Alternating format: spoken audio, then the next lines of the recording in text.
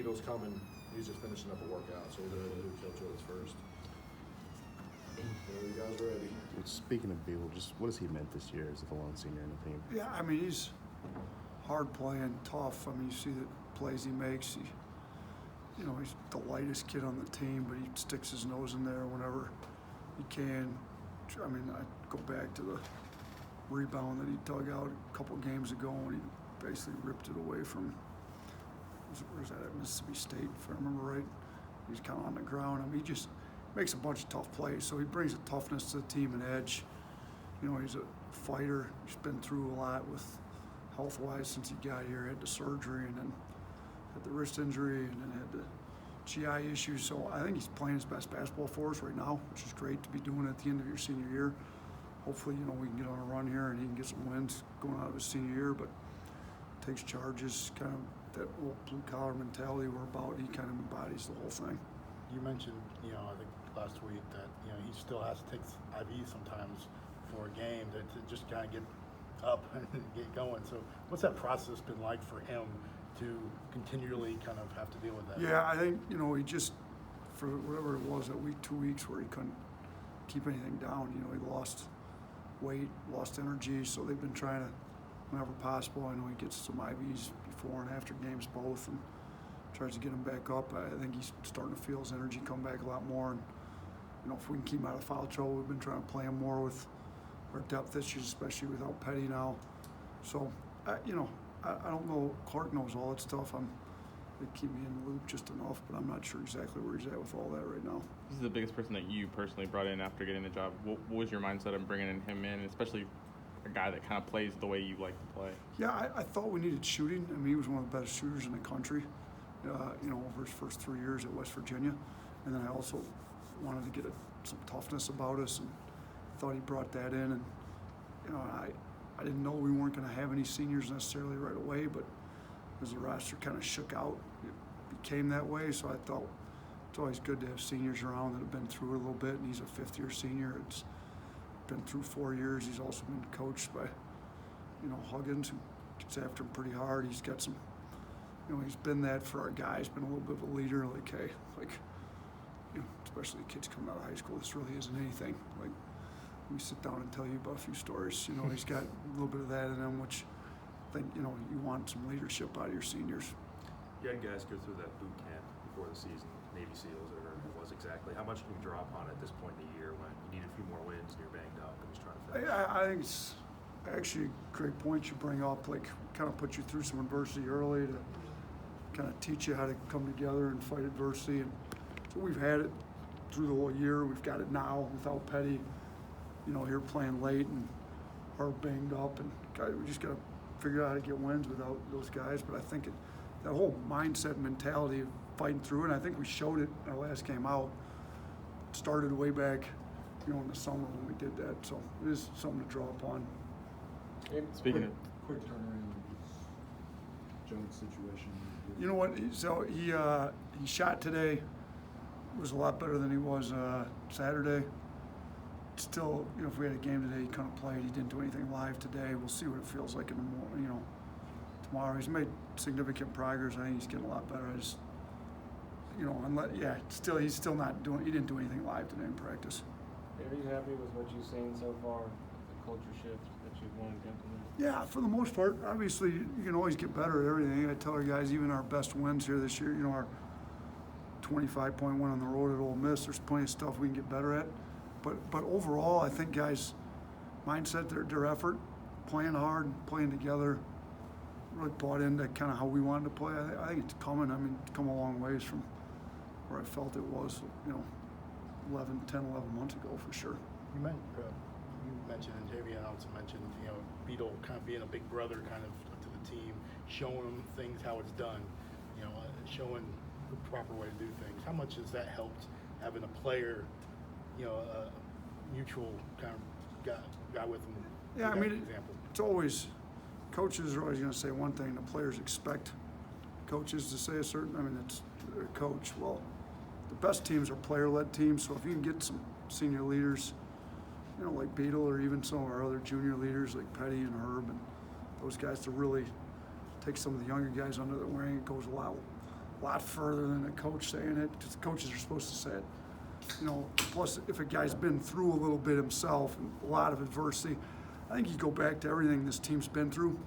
Well, if you look at what Beadle himself has been through, both, you know, missed a year for an ACL back at West Virginia. He's been through a lot. Even before he ever got to college, that kid's been through a lot in life. So for a kid that's been through a lot of adversity to be able to be tough, hang in there, it's great when he can sit down with one of these guys that's going through just a little bit of adversity compared to what he's been through and kind of share with him how to handle it. Like, did you know that Jaden was going to be able to give you what he's given so far? I don't think anybody would have predicted quite the numbers he's put up. I mean, it's pretty ridiculous for a freshman in the SEC, what he's doing. I did know literally within the first week he had a chance to be pretty good. I mean, I think if you go back to when I was talking to media in the summer, I kind of made the point, like, this kid's coming into high major Division I basketball as ready for college basketball as any freshman I've seen, just with the way his body, you know, all the work he'd put in, his skill level, his shooting.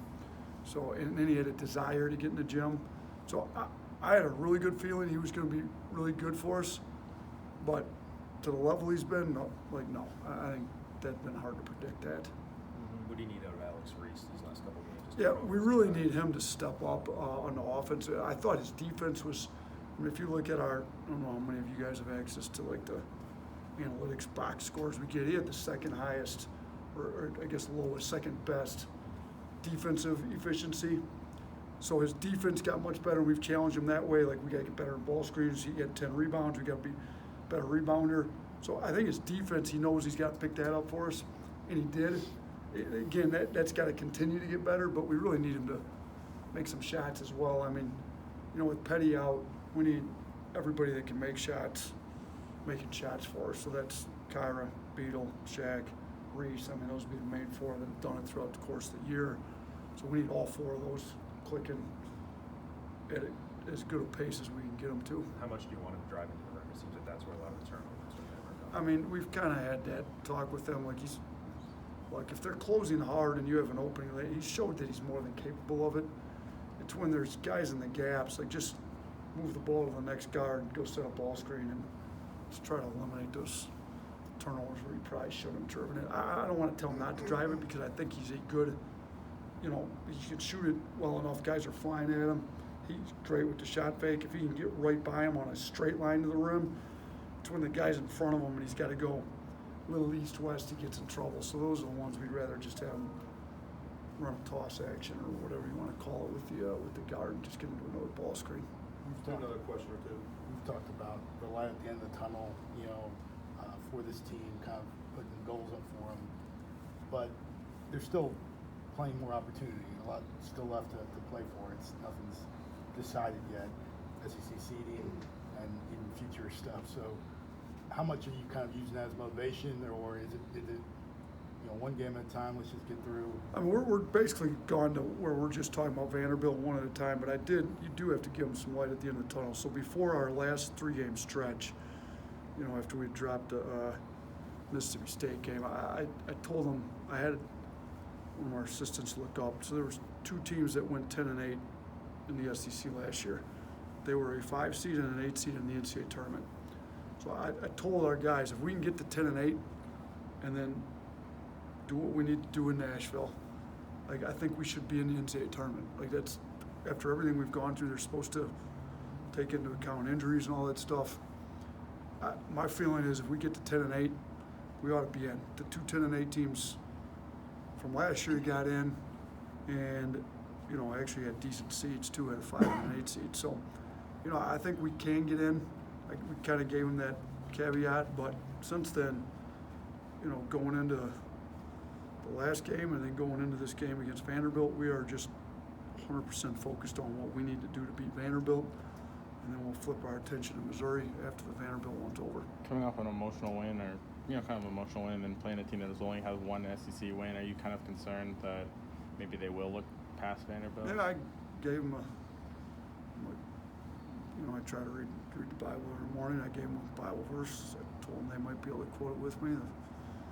Pride cometh before destruction and a haughty spirit before a fall. I think it's was applicable 3,000 years ago. It's still applicable today. So let's make sure we're not overlooking anybody. We don't have a spirit about us that we don't have to bring an effort like we do. And I explained to them too, there's still analytics involved. We need our defensive efficiency and our offensive efficiency to get as high as it can possibly get. Like, we need to play. I told them we're coming into play, and we showed them clips this morning. They were up at least 12 on Kentucky the last time they played them, because we had clips in the video that they hit a shot to go from, or maybe it was 11 or 12, maybe it was 11, up 8 at the time, hit a 3 to go to 11. They were also up 7 on Kentucky at the half the first time they played them. So Kentucky's the best team our league's got to offer. This team was up on them double digits, like up on them both games. Like, they beat LSU, who's one of the best teams in this league. I told our guys LSU smashed us at their place. So, like, if we're going to take this team for granted, we've shown no maturity throughout the course of the year. Like, if we're going to be immature and come in with an effort like we gave against A&M, like, I'm going to be really disappointed, because that's leadership, that's maturity. Like, we got to grow up. So I expect our guys to come in with an effort like we gave last game, which is a lot different than what we gave against A&M. So that's what I expect. I'm hoping they're mature enough to bring it that way, but we talked to them about it. All right, thank you guys. Appreciate it. Thanks.